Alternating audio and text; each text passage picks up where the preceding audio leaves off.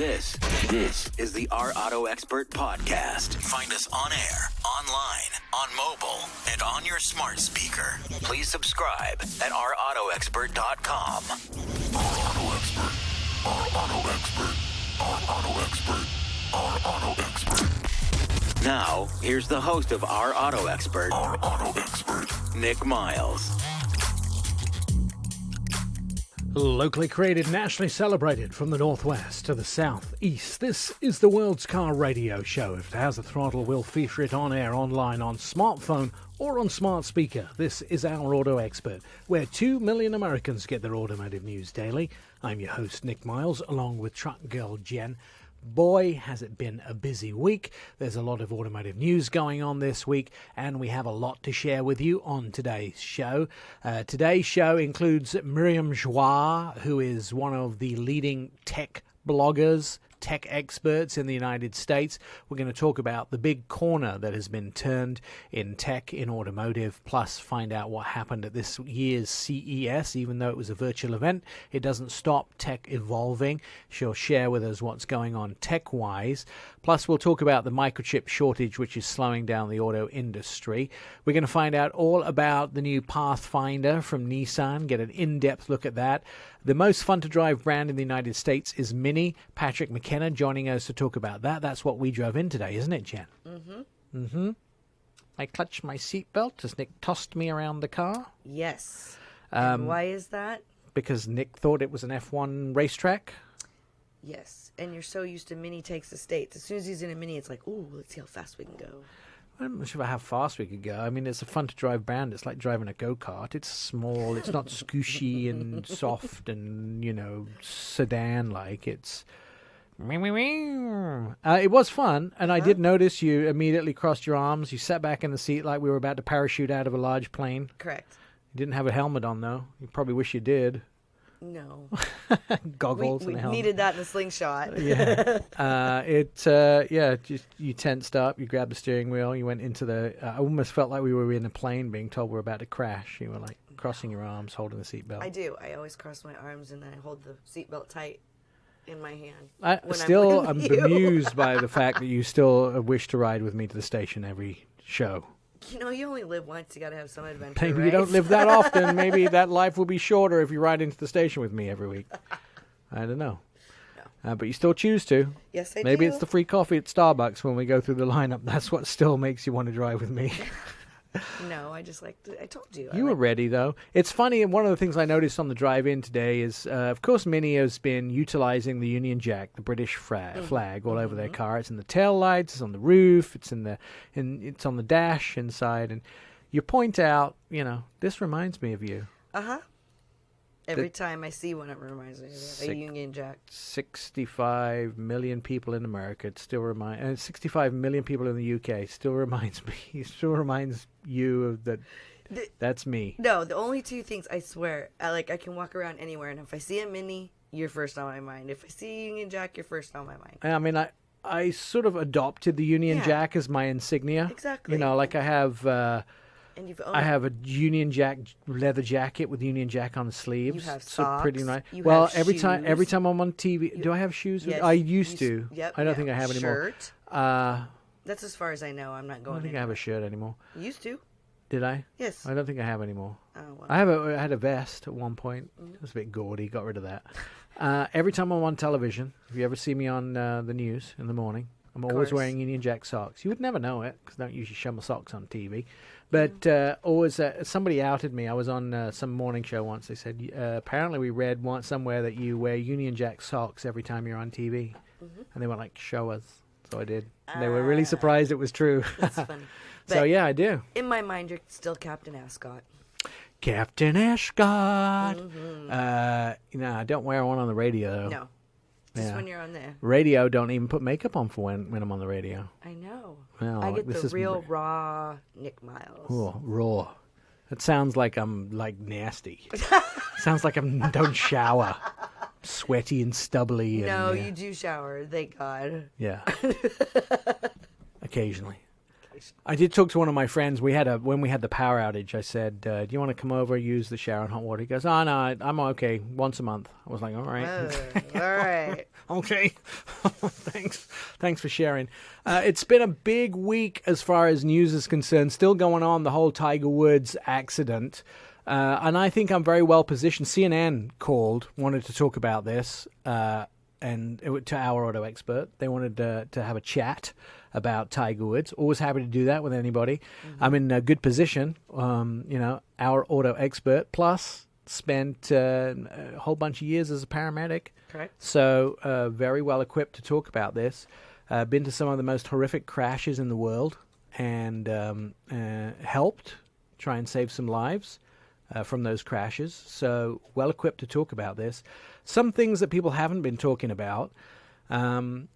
It's a sad situation. Let me just say, very thankful as far as Tiger is concerned that he came out of this alive. That's the first thing we should talk about. Second thing is very sad that this could be the end of his golfing career. I'm definitely not an expert in his recovery, and I'm not aware of his injuries, exactly what his injuries are, but his orthopedic injuries seem to be his legs and his ankles, as far as reading the news reports.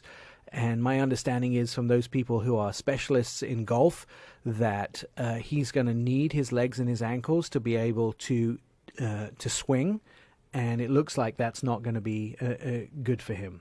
And his career could possibly be over. He's come back amazingly from some horrible, I think he was on his 5th back surgery, and he's really fought hard. A lot of people wouldn't have gone through what he's gone through to continue working on his career, but this may be the end, and I really hope it isn't, but the stars don't seem to be in his favor right now. So that's horrifically sad, but we should be thankful for what a great career he's had so far. Let's talk about the accident. Looking at the vehicle, there's some really interesting things. He was in a GV80. I've driven this vehicle.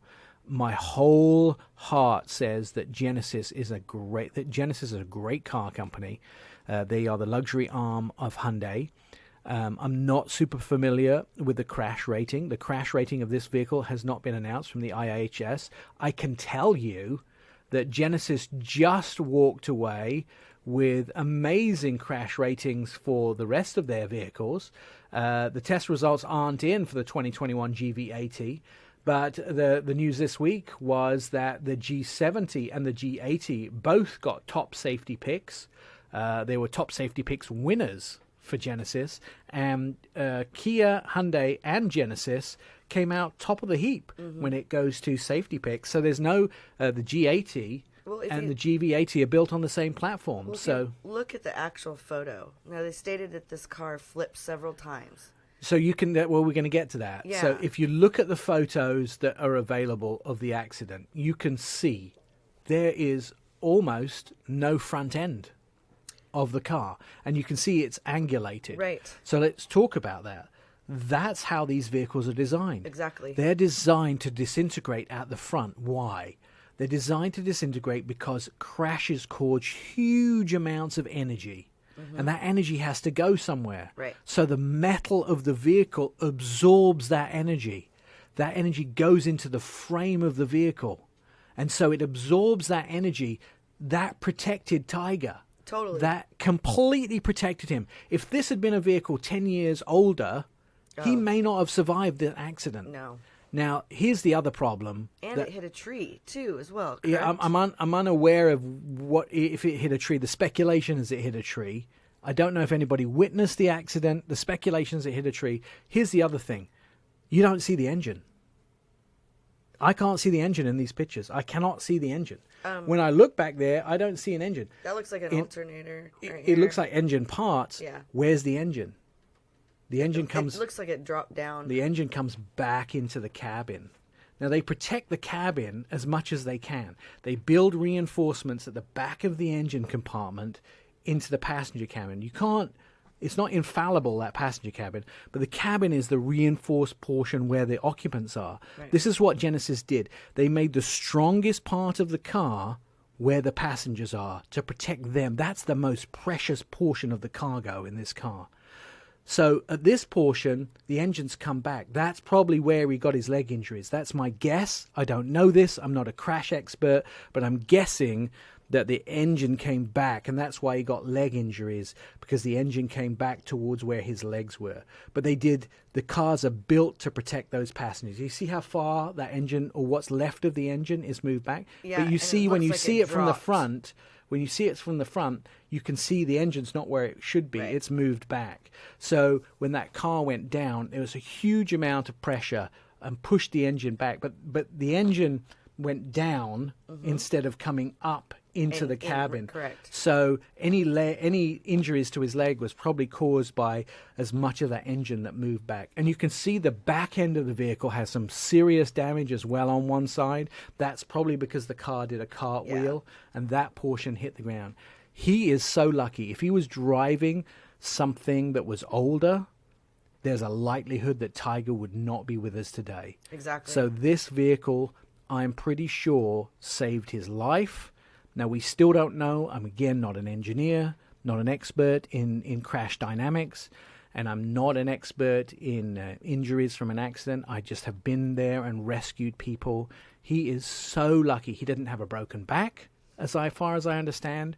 His worst injuries were leg injuries, but he's still alive. He could quite easily have not made it out of this accident. So my summation from Tiger Woods' accident is he is a lucky, lucky, lucky man. And at the same time, I understand from the local law enforcement department that this was an accident. They haven't indicated in any way, shape or form that Tiger is facing investigation or any charges against himself, that this was purely an accident. And that is the understanding. It's an unfortunate thing. Tiger is still alive. That is a blessing. His career is in question, but we should be thankful for a great golfer who is still alive and a career that he had. All right, Our Auto Expert will continue.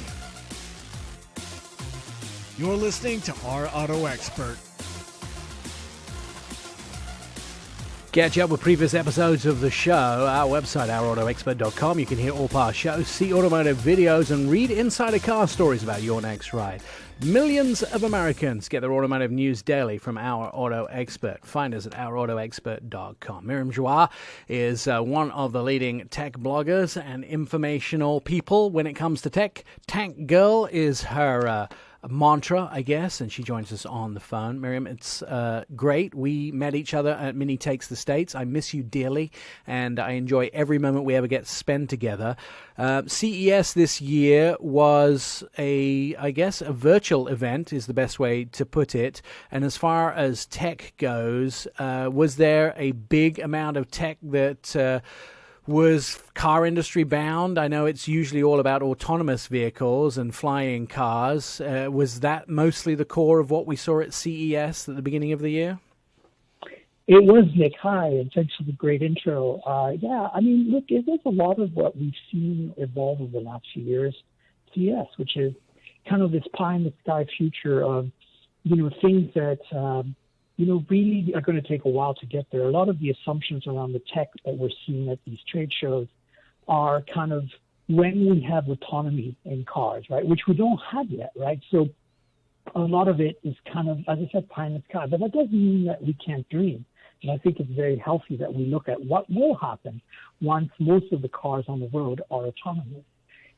What will passengers do? What will quote-unquote drivers, since they won't really be drivers, do? And, for those of us listening here that are car enthusiasts, it sounds horrific, but at the same time, there is a chance that, you'll be able to still drive your own car, and the cars will support two modes of operation. But for those who are just passengers, you need to find a way to keep them entertained. And so a lot of the focus we see for especially CES, which is a consumer electronics show, is around, displays, in-car entertainment, this kind of stuff. But the rest of it has been pretty much a rehash of what we've seen in the past, which is, a lot of EVs, right? A lot of traditional car makers really pushing their EV strategy now that they've seen that this is a viable thing with Tesla and others. And, things like over-the-air updates, things that basically and again, I hate to point Tesla out, but they are the ones doing this first. So all these things that are common for Tesla, like high-speed charging, over-the-air updates, some sort of assisted driving, all these things are what traditional car makers are really putting effort into now. I think people are fascinated by things like flying cars, and there's a lot of people getting into that sort of space, but it's really going to be outside the budget of most of us. I mean, there's no way that I'm going to be taking a flying taxi from Portland, Oregon to San Francisco to have lunch with you. I mean, the cost is just going to be astronomical, at least at the beginning, right? Yeah, I think at first we're going to see this for like kind of executives. You know, like today you can fly from JFK to downtown Manhattan for I think about $100 with a helicopter for hire. Like basically think Uber but for a helicopter. In fact, I believe Uber did have a helicopter division briefly. And so I think at first it's going to be that, but I think we're going to see a lot of people with money eventually have some sort of self-driving drone, as it were, that can, pod that can have two people in it that flies around from short distances, like 100 miles, 200 miles. And I think that same on the road, right? You're going to see at first, we're going to see a lot of luxury cars getting, autonomous, full self-driving, level 5, but it's going to take a while to trickle down simply because of the cost, right? And I think that, but you've seen it with smartphones. The cost was really high at first, and now you can buy a decent smartphone for $200. Sure, it's not going to be as fancy as like a $1,000 flagship, but at the same time, the experience is very similar. You're not losing out too much. The same, I think, as today. It's hard to buy a bad car today. Even if you buy the cheapest modern car, new, it's not going to be a lemon. It's going to be pretty decent with safety, pretty decent with amenities and technology even, right? Bluetooth, wireless charging, USB Type-C, all the stuff is standard nowadays in most cars, right, that you buy new. So I think that it's not going to take too long, but I feel that right now we still need to focus on the basics. We need better batteries for our EVs that charge faster, that are lighter, that give us better range, better energy density. We need better infrastructure for charging, especially beyond Tesla. Tesla's got a good infrastructure, but Electrify America is not where it should be. We're missing a lot of. If you buy something other than Tesla right now and you want to do a road trip, it's challenging. Whereas with Tesla, it's easy. So the other manufacturers really need to focus on those things rather than pie in the sky drone stuff, right? Right. No, I totally get it. I think the thing that made me chuckle quite a lot is GM had the big speech at the beginning of CES, and Mary Barra came out and made all these big speeches, and then 80% of the traffic that GM got was in the redesign of their logo versus all of the great introductions that they had.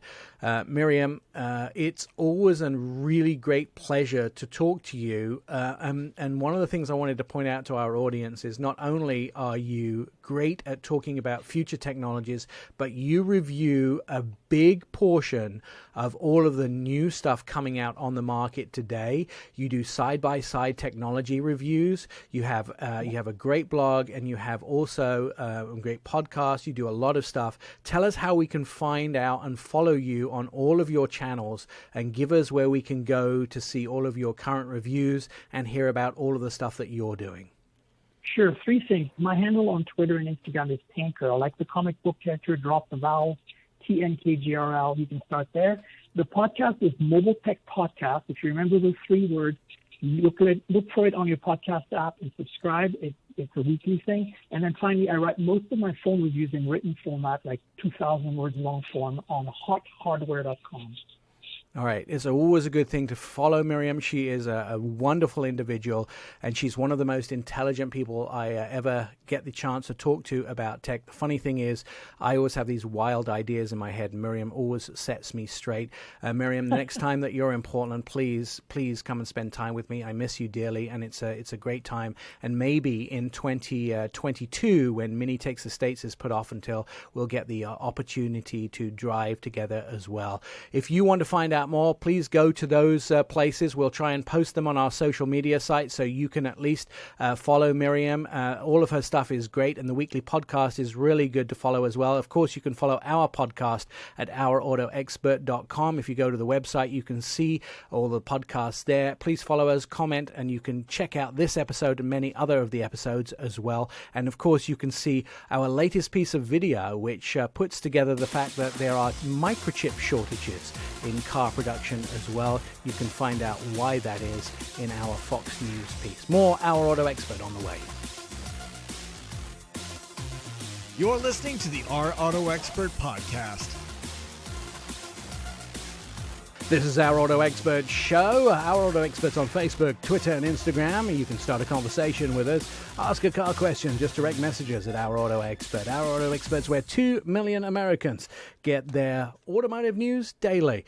Talking to Vishnu here from Nissan, I'll tell you, when I got the chance to see the brand new Pathfinder and also their brand new truck, which made my mouth drop. I thought, wow, they have really done themselves like a home run. In England, we'd call it a six in cricket. But it was Vishnu, do you play cricket? I do, actually. I'm quite the cricket fan, so it's very, very refreshing to hear you talk about it. See? There you go. See? Not to, but most guys who have Indian heritage know exactly what I'm talking about with cricket, because I can't get enough of it. Cricket, it would be a six, right? The brand new Pathfinder would be a six for you, and it's a six for me, I think definitely. So. Yeah. It's by the way, I also made a joke when I was on WGN that said, now you can have 6 kids when you have the Pathfinder because it seats 8. Well, I was a gymnast, so that means it's a 10. Oh, yeah, but that's a score. Exactly. Right. But a 6, if you know cricket at all, hitting a wooden ball with a wooden bat outside the boundary when it's bowled at you and it bounces before it comes to you is really, really hard. A wooden ball. Doing flips on balance beams are simple. Yes. Okay, Absolutely. let's talk about the car. Absolutely simple. So, first of all, when I first came to the United States, or North America, actually, because I landed in Vancouver, Canada. When I first came to North America, I was picked up from the airport in a Pathfinder. And that was the year, because it was a long time ago. So it's been around a while, hasn't it, the Pathfinder, Vishnu? It has. It's actually our longest-running SUV nameplate in Nissan here in the United States. So it's been in the market for over 25 years, and now in its 5th generation that we're launching here. It's a pretty important vehicle for you because this...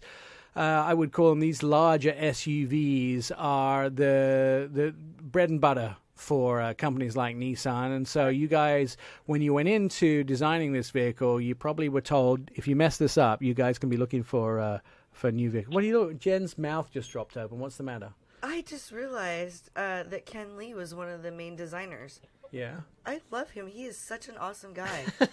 Have you met him? Yes. Yeah, he's just amazing. Yeah, anyway, well, sorry, I got all excited. Of course, he would be part of it. The Nissan wanted it to be a home run. Yeah, right. He's a great guy. The idea is you guys were probably told this better be a home run for Nissan, right? That was the mantra you were given. Oh, absolutely, especially because versus 10 years ago or 20 years ago, some of the segments that an average family might go around in, let's say a minivan, are kind of, let's say, a bit contracted. And so, large SUVs these days are sort of the lifeblood of the average American family. And so it's a huge segment. It's a segment that we've played in for a long time. So, yeah, there was a lot of pressure to get it right. So what would you call the Pathfinder's main competition out there? Where is this going up against? What are you going to have to?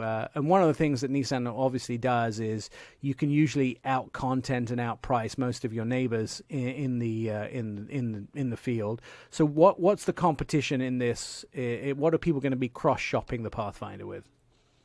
Typically, this is cross-shop with the Ford Explorer is sort of a big player in the segment, as well as the Toyota Highlander and perhaps the Honda Pilot as well. Right. So it's a pretty tough segment as well. It's is that the mid-size SUV?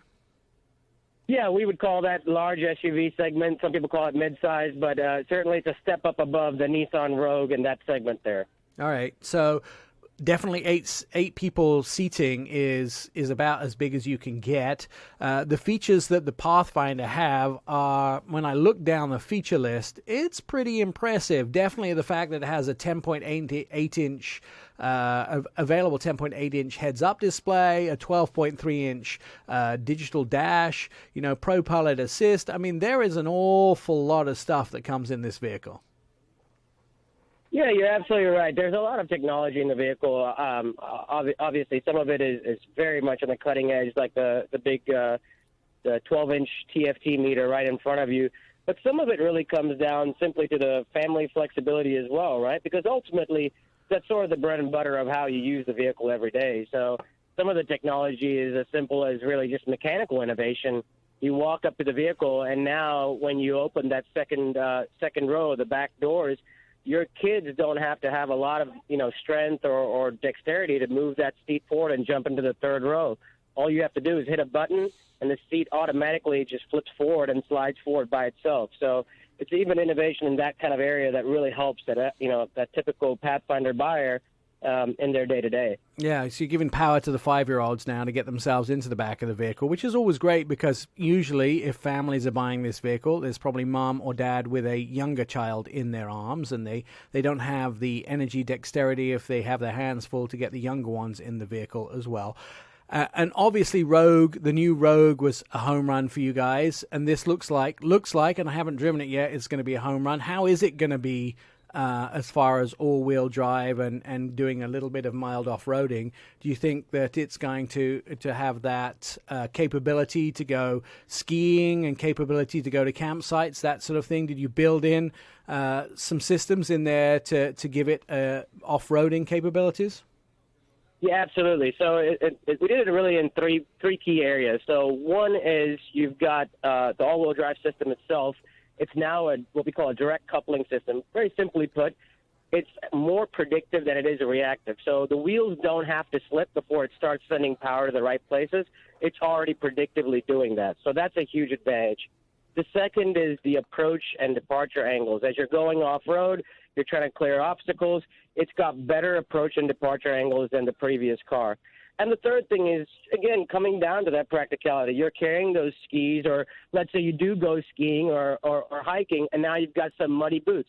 It's the only car among its key competitors that it's got an underfloor storage that's got a nice hard plastic casing, so you can easily wipe that down and clean it up and put your muddy boots in there and don't get the interior all ruined. So really kind of looking at it from all the different approaches and how somebody might use it. Now, I know in the back of the Rogue you made space for what you call a 4-gallon or a large milk jug in the back for space.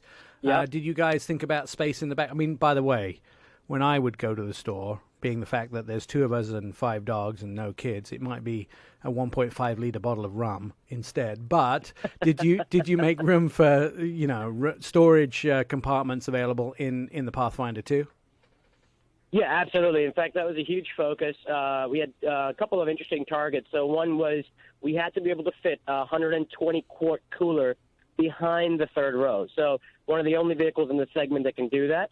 The other was you have to be able to fit 4 golf bags behind the third row. Again, There you go. pretty much the only vehicle in the segment that can do that. So very much focused on that storage flexibility, the ability to use that with all 3 rows up, right? No one wants to have to squish in or fold a seat down, so that was a huge focus. I think, by the way, the rear end of this vehicle is just astronomically well designed. I mean, the front is beautiful too, but don't get me wrong, the rear is just, I mean, I look at the back of this vehicle, and it's absolutely outstanding. I do like the blacked out version. I'm not sure what you would call that, where the V-Motion grille is actually in black, so I'm not sure which one that is. Which one is that with the... Yeah, we have a couple of trims, but yeah, we tend to go with a bit more blackout detail, and we've got the upper 2 trims, what we call the SL and the Platinum, come with a 2-tone roof where we try to black out the side pillar and then the top of the roof as well. Yeah. Give it a bit more of an aggressive look. All right, here comes the hard questions. You ready? All right, let's do it. I only Let me see. guess. It's future product. I only see a V6 engine here. Was this vehicle built with electrification or hybrid in mind? Because I don't see any information about that. So as of now, we're not offering any electrified powertrains in this segment. The bread and butter of this segment has been and still continues to be very powerful, naturally aspirated engines. Again, thinking, for example, about our Pathfinder customer, these are folks that will load it up with up to 8 people, but then also hitch a trailer to it and tow with it as well. And we have the highest tow rating in the class, which was very important for us to keep and to have as a claim. and as something that our customers could actually benefit from. And as a result, we really focused on the powertrain that could meet those guidelines. And for us, that was the naturally aspirated V6. So what is the tow rating? The tow rating is 6,000 pounds. All right, and that's for a unibody-based three-row SUV is pretty high up there, and it's actually the highest in the segment. okay. But you're not ruling out some future powertrain options. He's not going to tell you. Nope, not at all. No, he just says he's not ruling out. Okay, That's well- what I said. Not ruling out. I mean, he can't tell me something they don't know yet. But Nick always tries. I mean, no. I noticed it, and it's a question that should be asked. And if he's not ruling it out, it means that in the future they may do something. Yes. But that's all I wanted to know. So right now there's just the V6 engine available. Is that correct? That is correct, yes. All right. I mean, that is absolutely great. Now, when am I going to get to drive it, which is more important than when does it go on sale? But I do want to know when it goes on sale. Yeah, it goes on sale in late June of this year, and hopefully you'll get a chance to drive it just before that. Okay. I am definitely looking forward to that. More information, of course, can be found at the Nissan website. As soon as I get to drive it, I will definitely post a TV and a radio segment on it. You'll be able to see that as well. Listen, Vishnu, this has been very eye-opening. I think you guys have an amazing piece of machinery with this and the Frontier. I think you guys did a great job as well. They look very aggressive. I think they're class-leading and the best-in-class pieces. The towing is definitely going to make you a class leader in that, and thank you for spending some time with us. As Our Auto Expert continues, stand by, we're going to have more great stuff on the show. You're listening to Our Auto Expert. Over 10,000 people have downloaded the Our Auto Expert podcast, and many more stream the Our Auto Expert podcast. Join the happy listeners via iHeartRadio, Spotify, Apple Podcasts, Pandora app, Deezer, Podbean, and Castbox. OurAutoExpert.com is also where you can find all our videos and podcast hours of endless fun for you and the entire family. I'm Nick Miles, and this is Our Auto Expert radio show, where 2 million Americans get their automotive news daily. They get it all from Our Auto Expert.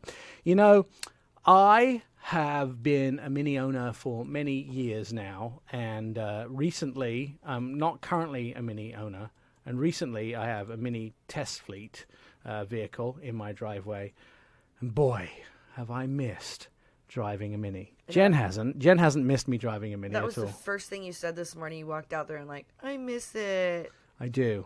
It's the most fun to drive brand in America. You know that, right? Yeah, well, you'll have to get another one. I'm pining. I'm pining to get into a Mini again. Mini has a new lineup of vehicles coming, but any chance in the world that I get to talk to Patrick McKenna, I will. And he joins us on the phone today. Patrick, Jen was holding on for dear life as I drove my two-door manual Mini into the studio today, and I really felt like it was my own Mini Takes the States, just on the short drive. It's still one of the most thrilling rides of my life. That's because you gave him a manual. She's blaming you, Patrick. Long live the manual. That's right. I love it. She's blaming God you. save the manual. Yeah. She's blaming you. No, it's in your DNA, Nick. There's something reckless about it. By the way, thank you. The vehicle I have, I'm going to get myself in trouble here. The vehicle I have only has, it's a California plated vehicle, and thank you for just putting one license plate on the back. You may have saved my backside. That's all I'll say. That's all I'll say. No comment. No, yeah, that's all I'll say. It's fun to drive. You can't explain that to anybody. You just got to sit in the car and say, "Come back and tell me how it was." Right? You got to drive it to believe it. Mm-hmm. Yeah, it's almost impossible to talk about. You can't. It's one of those things that experience is what it's all about. It's fun to drive, and you probably just feel like sometimes you're wasting your breath and say, "Here's the keys. Just go do it, and then come back and tell me that it is really fun to drive," right? Absolutely, and I think people, I think it's deceiving for people who haven't driven one because they look at it and they think it's a small car, but it's got, I think, what you would describe as go-kart handling, so that's what's brings a smile to your face, but it's actually surprisingly big on the inside, which goes all the way back to 1959 when we started. Yeah, didn't they originally, and I know things have changed a lot, they called it the nurse's car or something?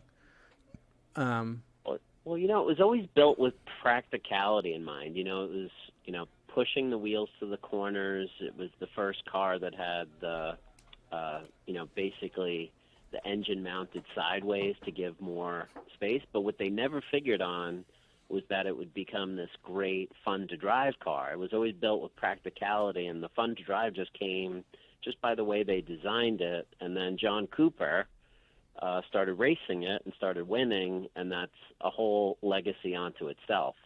Right. I always thought it was a nurse's car because they probably married race car drivers. I didn't realize that, and their husbands took the cars on the weekend and raced them. Huge year for you in 2020 because you sold more minis than you had banked on. I think you'd banked on selling X amount and you sold, more than you'd banked on. But 2021 is going to be a even bigger year. You've refreshed the lineup. You've given us a whole bunch of new stuff. You've took away the fog lights and embedded them in the headlights. You've given us a fancy new front end. You've given us fancy new back end. You've put a lot more content in the vehicle. You've contented them up. For what you're giving us, the price has actually gone down.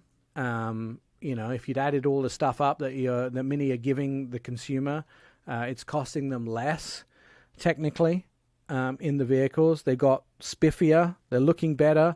And they're still as fun to drive as ever. So the deal just keeps getting better. When will you stop giving us great stuff, Patrick?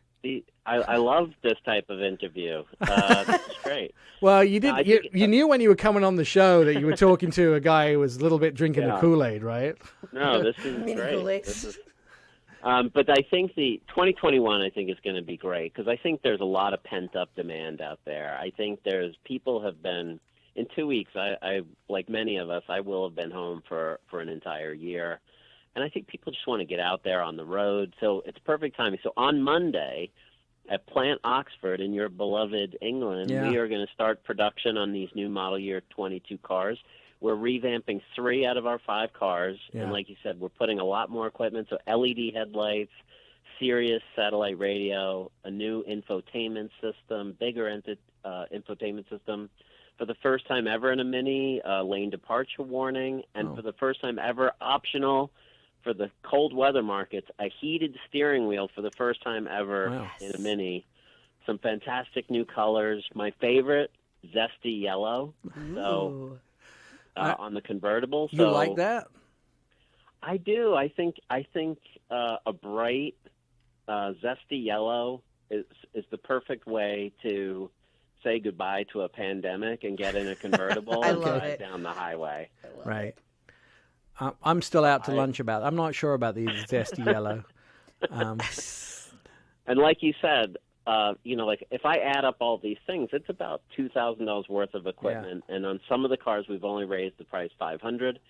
What I'm really excited about, this will be our 3rd model year for the Mini Electric, which is perfect, for a lot of our listeners here. And we start that at $29,900. We've never raised the price, and that qualifies for that $7,500 tax credit. Which is good. Fantastic. Yeah. I mean, there's a great... Loads of drive fun. And you guys are doing a great bunch of stuff, but in the last minute that we've got left, how do I make a case for a mini truck? Because you're the guy that can make this happen. That'd be we need a mini truck. That'd be so cute. We do. I mean... like a pickup truck? Yeah. Yes. An Escalade fighter? Yeah. Well, I don't know if Mini can make one big enough, but I think there's a case for a mini truck.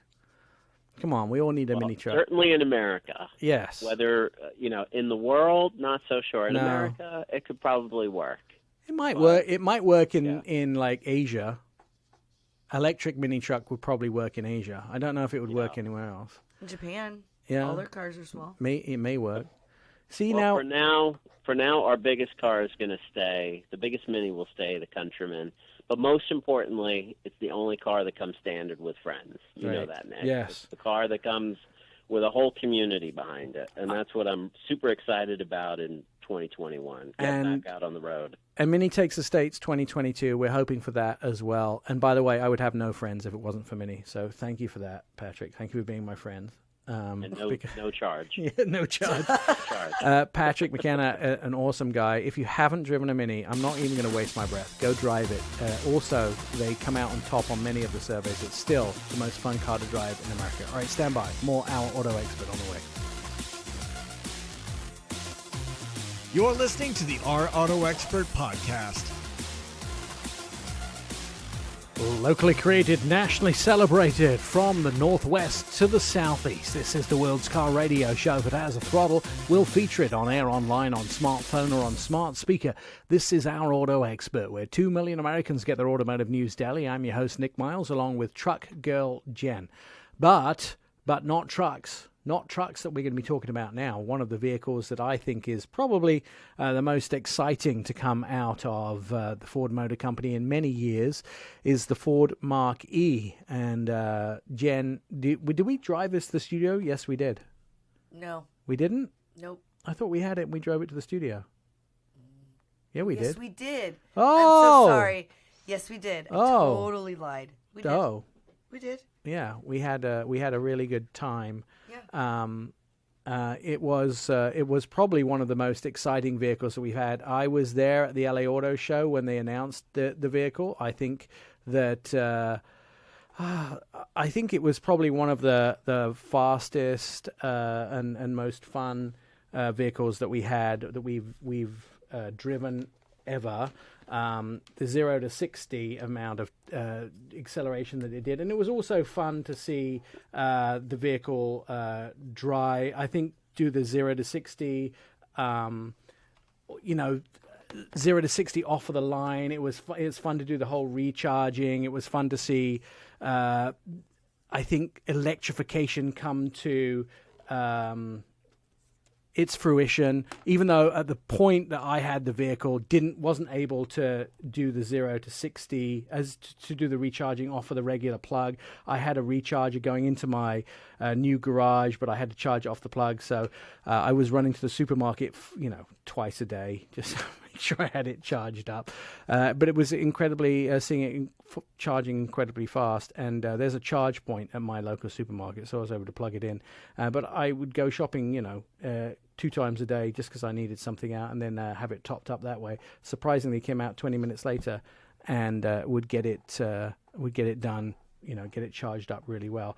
For those people that do get electric car, I would say, hey, make sure that you get a home charger before you do it, because charging it off 110 doesn't work very well as well. So joining us on the phone from Ford EV Communications, and they are the Ford EV Communications Manager, is Thea Toney.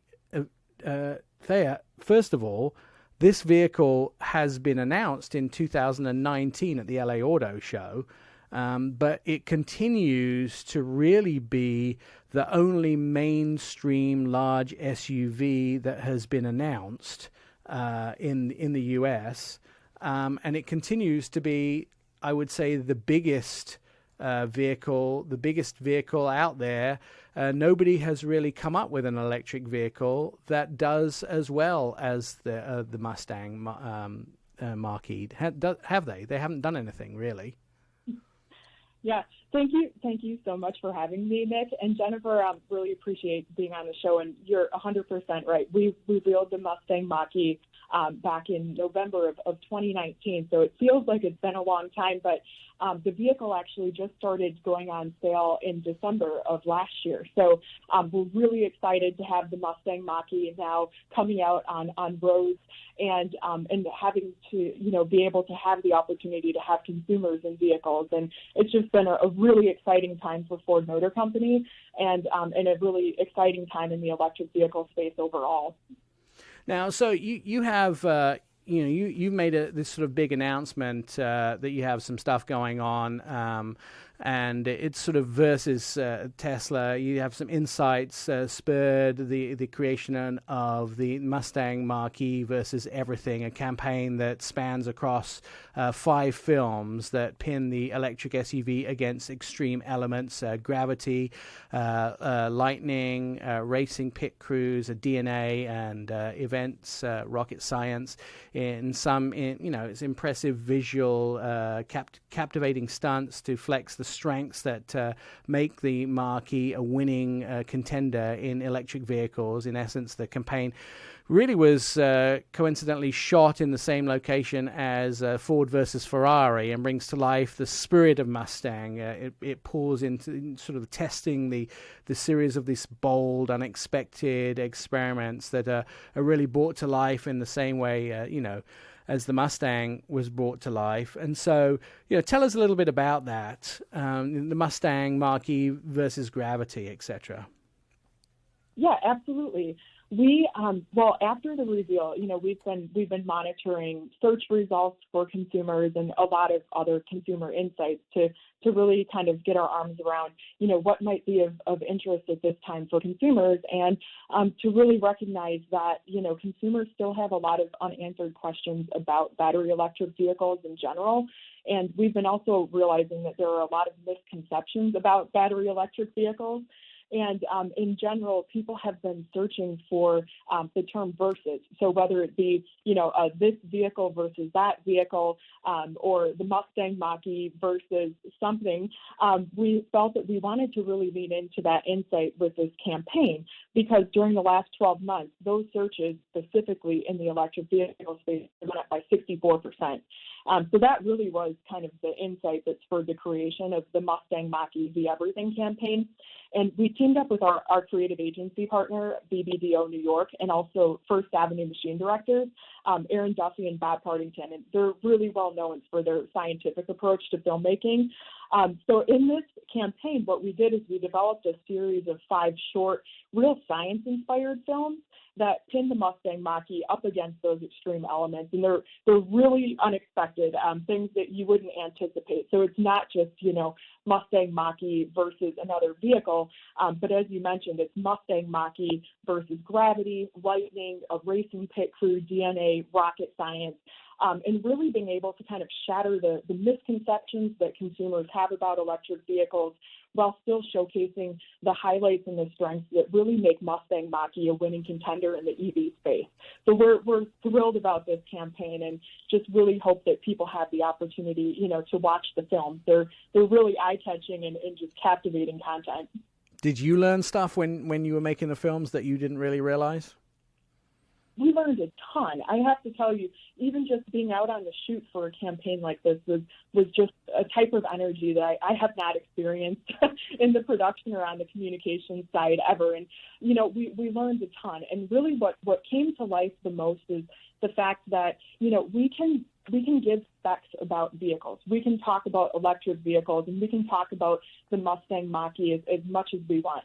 But until people really have the opportunity to kind of visualize and see and experience and feel what the Mustang Mach-E really means and how it can really showcase all of these benefits to consumers, until they have that experience to do that themselves, it's really hard to fully understand it. So, for example, in the film that we did, Mustang Mach-E V Rocket, that was one that just really kind of set us all back in our seats. We went out into the middle of the Mojave Desert, built 12-foot rockets to shoot off, but the whole intention was really to help visualize for consumers what an impressive range is, because we can say that an all-electric Mustang Mach-E has an EPA estimated range of 300 miles, but it's really hard to identify what that really means. So what we did is we shot up a rocket in the desert with a camera attached to it, and as the Mustang Mach-E kind of shoots across the desert, the camera's tracking, and you're able to really visualize in a radius around California from the Mojave Desert,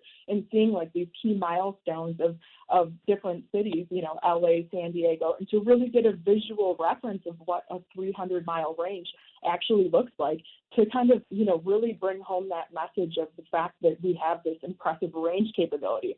So across the 5 films, we address a lot of different things. So although we're pitting the Mustang Mach-E up against these extreme elements, we're really leaning into the performance, the range, the personalized technology, over-the-air update capabilities, and even fast charging. So, but they're done with these kind of scientific-inspired experiments that make the content, really fun to watch and really entertaining. So the final question, obviously, is, when you showed these to consumers, did it change their mind? We hope so. We launched the campaign February 11th, and I will tell you that we've had just great reception so far from consumers and also from the media. So we really do hope that this does change people's minds, and also that it helps educate as well around battery electric vehicles, and really helps people understand, what the Mustang Mach-E can offer. So there's nothing that compares to the Mustang Mach-E, and there's only a way that these experiments could have been pulled off in a way that a Mustang can. So it's not just any vehicle that's out there, it's a Mustang. So I think you'll see that, real power, the sense of freedom, the rebellion, like everything about Mustang really comes across in these films, and really showcase how it's not just any electric vehicle, but it's the Mustang Mach-E. If you go out to a dealer today, are you able to buy one, or are we still in the stages of those people who have pre-ordered them are getting them? Yeah, we are. So the vehicles are starting to appear on our dealership lots, but currently we're still delivering on the orders from consumers who had ordered in advance. So there's been a great demand so far, and we're still taking reservations for the GT model of the vehicle as well. And now we're making those consumer deliveries, and the vehicles are starting to appear as well on dealership lots. So really excited to get this out into the marketplace. All right, don't tell anyone, but I have a GT on order. Where can we see the films? Our films are available on Ford's YouTube channel, or you can visit www.ford.com. All right. Thank you. This is really awesome information. Now I'm going to have to go and watch them. Check out those films that'll educate you about the new Mustang. There's more Our Auto Expert on the way. You're listening to Our Auto Expert.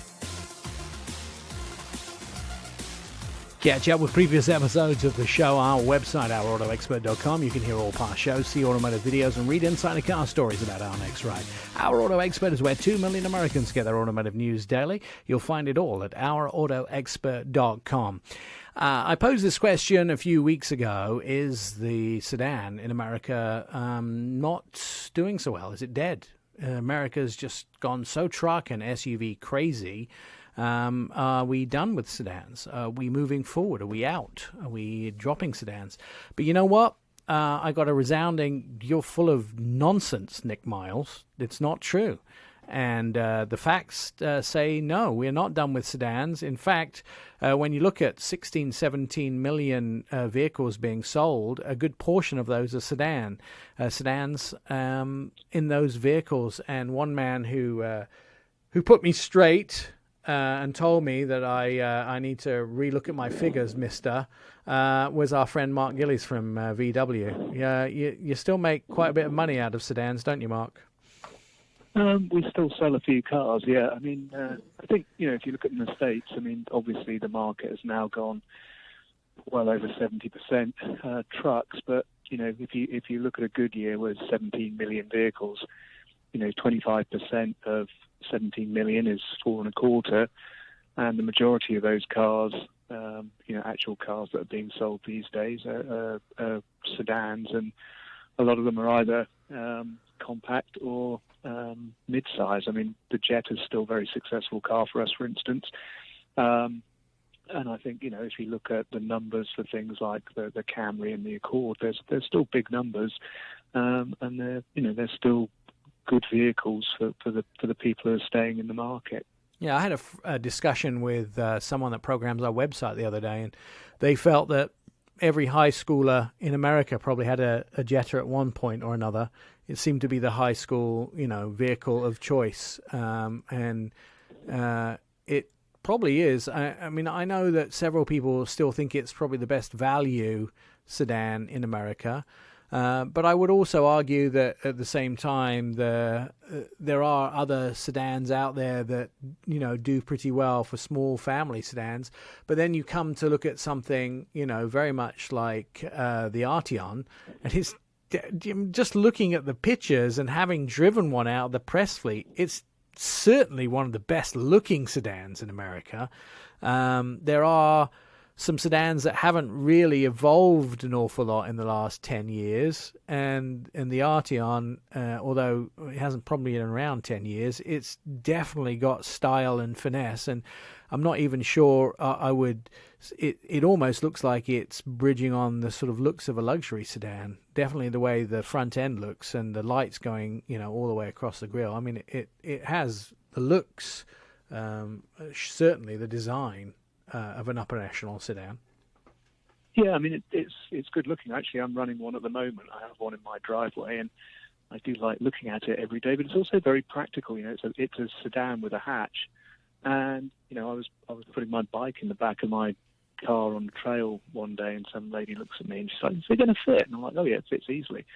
And it fits. There's more space, usable space in some ways, than in some of the compact SUVs. And the thing is, I've been I was driving SUVs for years, and I've been back in cars recently. I had a GTI, and now I'm in an Arteon.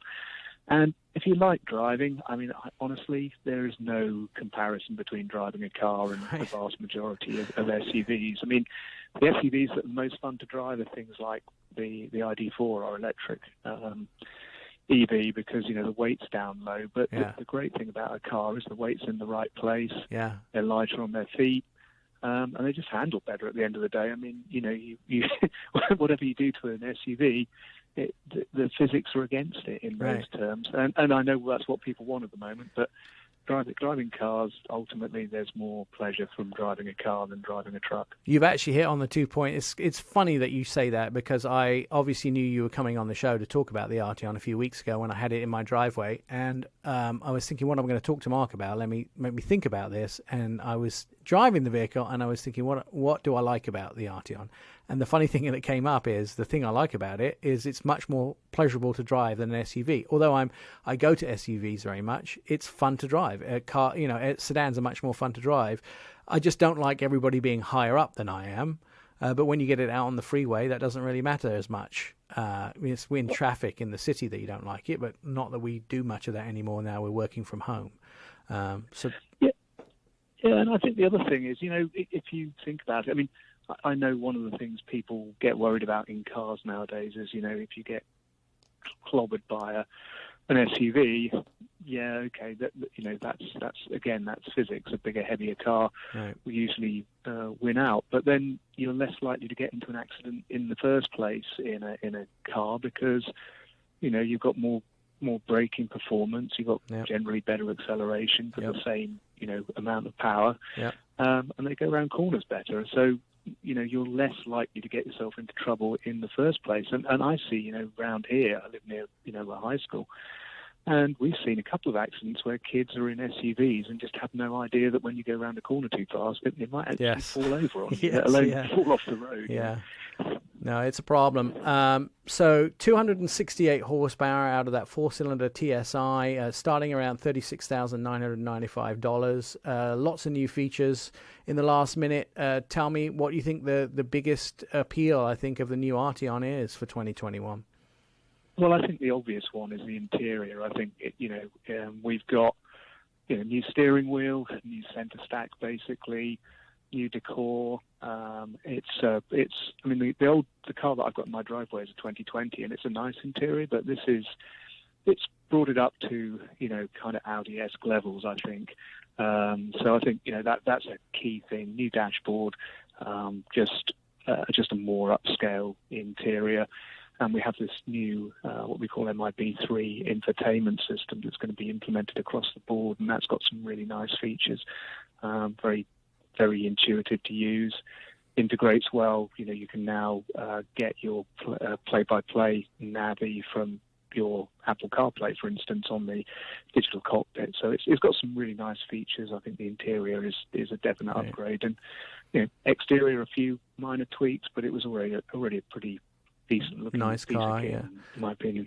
I will tell you, I'm glad you said more Audi-esque, because I looked at it and it's to myself said, this looks more Audi-esque than I expected it to look in the inside now. So you've done a great job with it. Go test drive one today, $36,995 MSRP starting. The brand new 2021 Arteon for VW. More Our Auto Expert. You're listening to the Our Auto Expert podcast.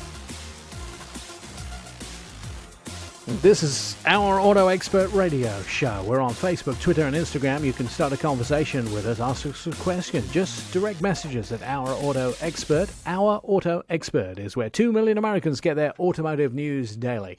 You just can find some of the best experts that we have in the United States of America, and he joins us every single week. He's an independent analyst and investor. You can read the majority of his stuff at The Street or Seeking Alpha.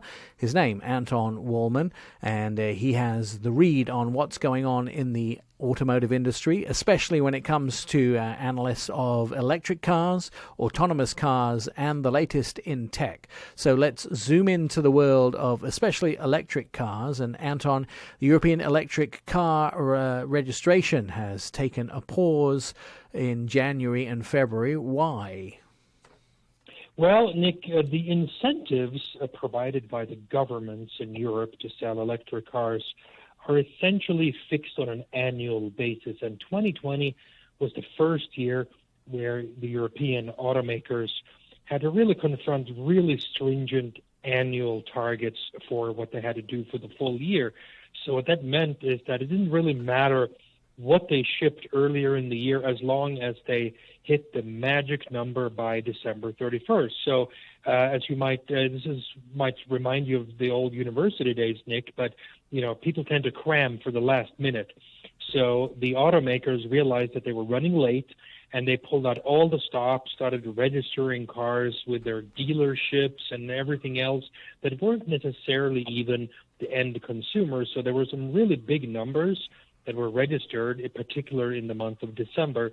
And predictably, as the market then absorbs this rush into the end of 2020, the beginning of 2020 has been rather light. Instead of pure electric cars, you're really seeing mostly hybrids and to some extent just some plug-in hybrids.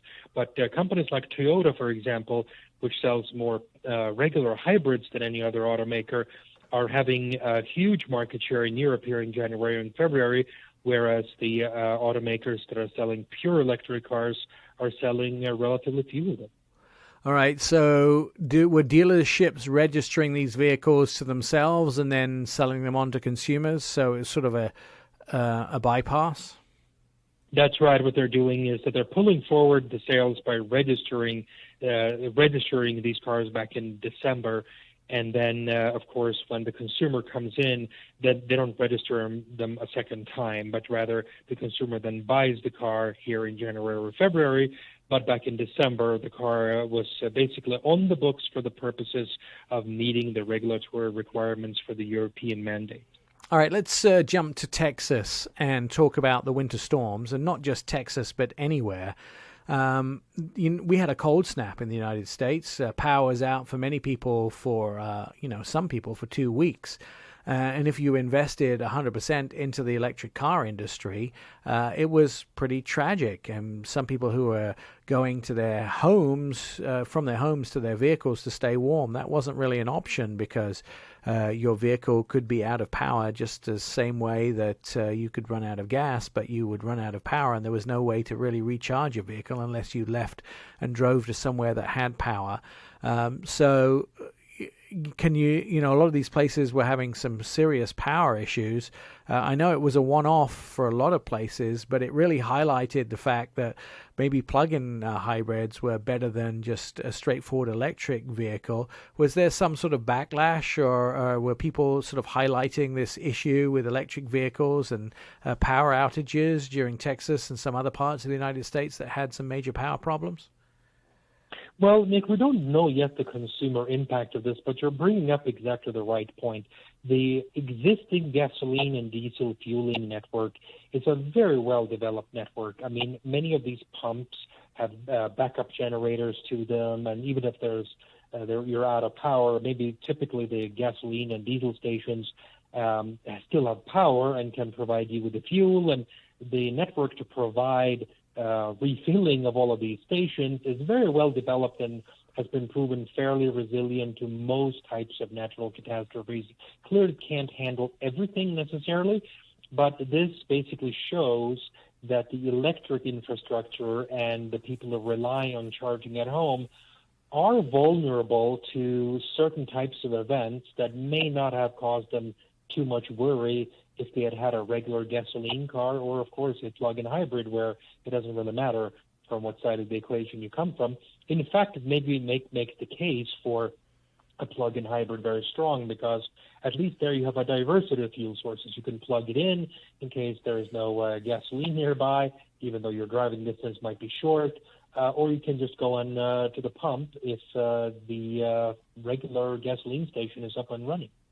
Now, of course, you know, places like Texas do really well with trucks, and there are, of course, the Ford F-150 has their hybrid truck that has that generator that can power up to 28 refrigerators in the back. We saw news stories of people running their whole houses off of the back of that truck. That seemed to be a lifesaver for some people who actually already owned those vehicles. But there really isn't a truck out there that is electric that has the onboard generator like the oh-so-famous Volt. Does this make a business case for one of those vehicles to sort of be developed? Well, I'm not sure you need to go all that far, because the problem here was not the inability to ingest electricity into the truck, but rather the problem at hand in Texas at this time was really solved perfectly by the Ford solution, because you needed this generator to be humming sort of 24/7 or close there too, which the Ford pickup truck does with a 7.2 kilowatt power output. And really the question for Ford or any other automaker right now is that, I mean, if I were out there trying to buy a new vehicle, whether it's a truck or an SUV or a car of any kind, I would like that in my vehicle. I would be willing to pay at least $1,000 or $2,000 extra, if not $3,000 or $4,000, for that functionality, because it's a very handy one. You don't have to buy a separate genset generator and install it in a certain way. And this just comes with a car, and it's just integrated into the system. It's a really elegant solution. So, I mean, there are many emerging markets out there, from India to Africa to Latin America, you name it, where the most popular Ford is the Ford EcoSport. I mean, why doesn't the Ford EcoSport have the same option for an onboard generator as the F-150? Now, if I were Ford, I would be running as fast as I could to commission every single vehicle in the lineup to have this type of generator as an option. Every other automaker should copy it instantly. It's genius, and this really was probably the best advertising event that I can think of that Ford has gotten in my lifetime. It's interesting, you know, Ford shares have started to creep up again. I've noticed this because they were really, junk bonds almost, or junk shares at some point. And I've noticed that the share price has started to creep up, and now they're actually starting to become worth something again. And I think it's things like this, it's things like the Mach-E. I mean, they have a bunch of new product that's supposed to be announced, some of which we have never even seen before. There's been... Yeah, but Nick, I think there's actually a bigger reason behind it, why the stock is up. And you look at all of these new startups, as they were, who are going public through the back door, so-called special purpose acquisition corporation, or called SPAC, that have gone public here. I mean, there's so many of them we can hardly keep track of them anymore. All of these entities, they get 20, 30, 40, 50, even $60 or $70 billion valuations. In other words, some of them are twice as valuable as Ford, and they don't even have a product today, and in some cases won't have one for a couple of years. Now, in that comparison, Ford looks obviously dirt cheap. So if people out there want to make a bet on where the stock market is going to go over a period of time, you would think that these things are going to converge and switch places. At some point in the future, when sanity finally prevails, Ford should be worth at least a decimal point or two more than any of these little startups, that some of them may not even make it to fruition. Right. So I think that is what has set Ford stock up recently. And talking about winter, some range of EVs is holding up better in the winter than others. Yeah, I mean, everybody should know, but they don't, that there's a huge drop-off in the range when you're driving in a pure electric car in winter weather. Really what we're talking about is just cold, and the drop-off could be as much as 40 or 50%. But not every vehicle drops off at quite as much, and we've seen examples such as the Porsche Taycan that have done really, really well in the winter, and the company, when the product came out about a year ago, estimated very conservatively what their range was going to be, and I think that has proven to be a very good idea in terms of under-promising and over-delivering. So when the range was only supposed to be about 200 miles, well, in the worst-case scenario, it turns out it's about 200 miles. Best-case scenario, closer to 300. So I think owners who bought the Porsche Taycan are essentially being pleasantly surprised as we speak. All right, the most interesting new EV on the market in the last 30 seconds? Oh, definitely the Hyundai Ioniq 5, which is a design statement of Olympian proportions, angular designs, huge wheels pushed out to the corners, futuristic but not in a traditionally futuristic way, shall we say. Anybody who sees this EV may say, wow, if I'm planning on driving something that looks like the future and I want to be different, the Hyundai Ioniq EV may just be the answer, Nick. All right. I think that company can hardly do any wrong. Hyundai, Kia, and Genesis, they seem to be on a score, especially when it comes to things like the 10-year, 100,000-mile warranty, the IIHS. They're just doing everything absolutely right. Anton Wahlman, independent analyst and investor, The Street and Seeking Alpha, where you can read the majority of his stuff. I challenge you to find somebody who is more of an expert in all of these fields, electric vehicles, and autonomous vehicles and emerging tech, especially when it comes to the financial stability of companies and what the stock market is doing. There's probably not anybody else that's an expert as much as he is in the marketplace, and he can prove it if he shows you his bank balance. He knows exactly how companies are doing and what they can do. That's why he's an independent analyst and investor. All right, more Our Auto Expert on the way. You're listening to Our Auto Expert. Over 12,000 people have downloaded our Auto Expert podcast, and many more stream us. Join the happy listeners via iHeartRadio, Spotify, and Pandora apps. Apple Podcasts, Spotify is probably one of the easiest places for me to get it, and of course, our Auto Expert website. That's the easiest place to get it. Hours of endless fun await you. I'm Nick Miles, and this is Our Auto Expert. It's the radio show. 2 million Americans get their automotive news daily from Our Auto Expert.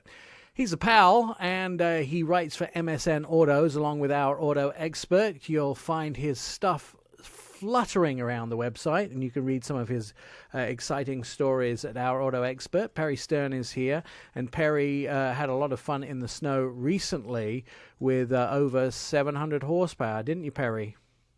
I did. Sometimes you get the right car in the right weather, and we had about 8 inches of snow, and I had a 710 horsepower Dodge Durango Hellcat. Did you upset the neighbors? No, I went out into the country. I didn't want to upset anybody. And just starting it, you upset the neighbors, don't you?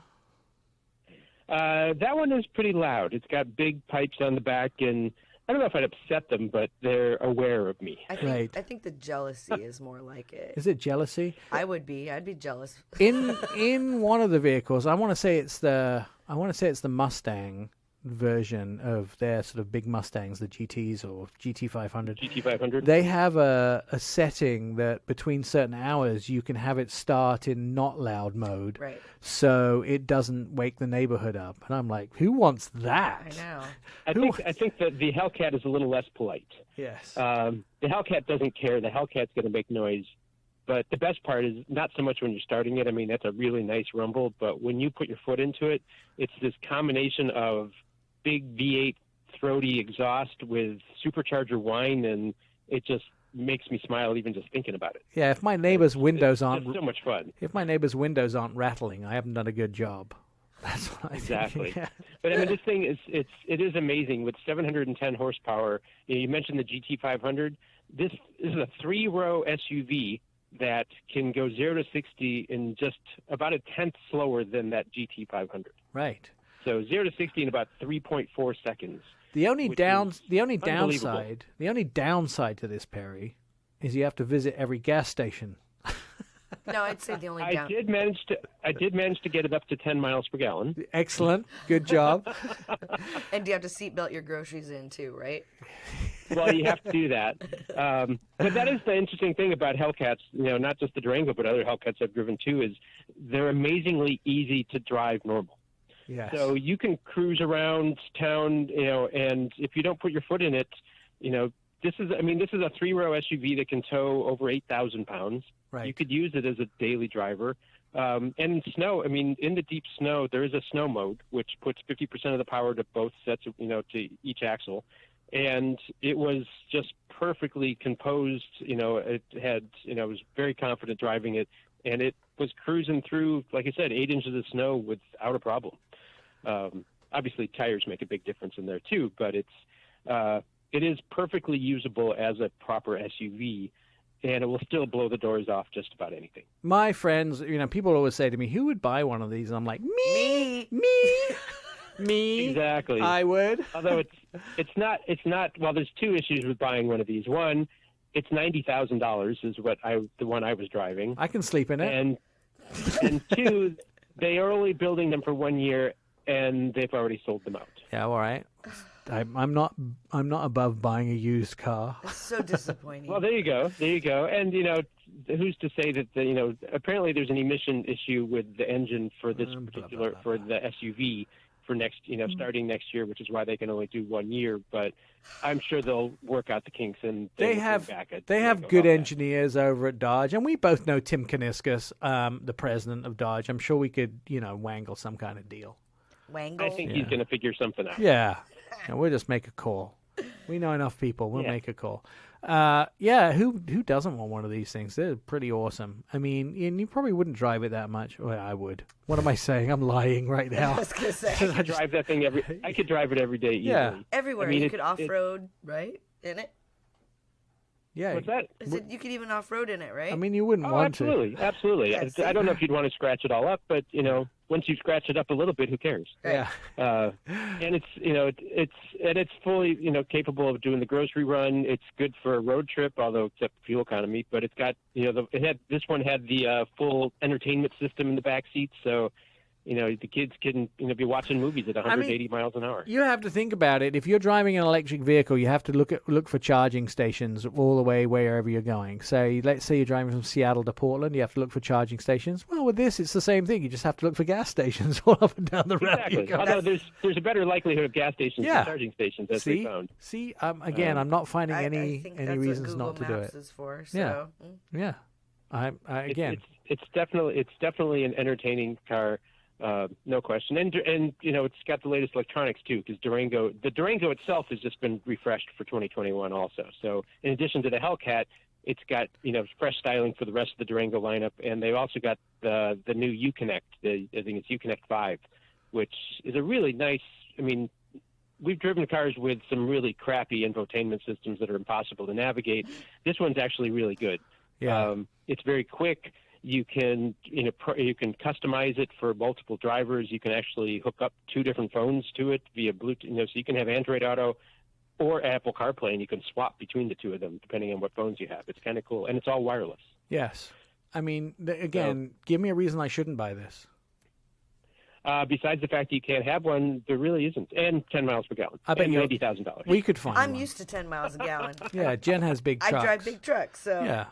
No biggie for me. Again, I'm really not hearing a reason you shouldn't buy one of these, to be honest with you, Perry. No, there really isn't a reason, unless, you have like a care of the environment. Or if you traded in your wife's new Ascent and your Miata and whatever else you had and a little cash in the bank, you could have one.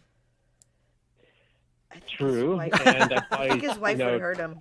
I wouldn't have a wife anymore either, Exactly. so it probably would, not go well. Yeah, it's a bit more costly than for me. Pretty sure there is not a Durango Hellcat in my future. Yeah. Well, it's a bit. The price is a little higher for you than for me, but still, This is true. you have some hard decisions. You have some hard decisions to make. I know. Well, at the moment, I swapped it for its sibling. I've got a Ram TRX I'm driving right now. See, every time I go through Starbucks line, and it's really hard to explain to the guys in the Starbucks. They think I have the best job in the world. Oh, they do. They always Luke always tells me, you have the best job in the world. And I have a hard time. I have a hard time explaining to him, I just don't only drive the cars. I do a lot of other things too. So he has a hard time understanding that all I do is not just drive around in these cool cars. I actually have to, do a lot of office work as well. So the thing is that a lot of other people have to do a lot of office work too, and they don't get to drive around in cool cars. Yeah, that's true. That's true. Perry Stern, it's always great to have you on the show. You can read all of his stuff at MSN Autos or at ourautoexpert.com. He's a great guy. He has great articles, and he drives great cars. And that's all I have to say. And I hope he's still married at the end of the week. More Our Auto Expert at ourautoexpert.com. You can listen to this show and all the previous shows as well. We'll see you next time. You've been listening to Our Auto Expert with Nick Miles. Find all the show episodes at ourautoexpert.com. Please follow us on all social media, Twitter, Facebook, and Instagram at Our Auto Expert, and message us for a quick and witty response.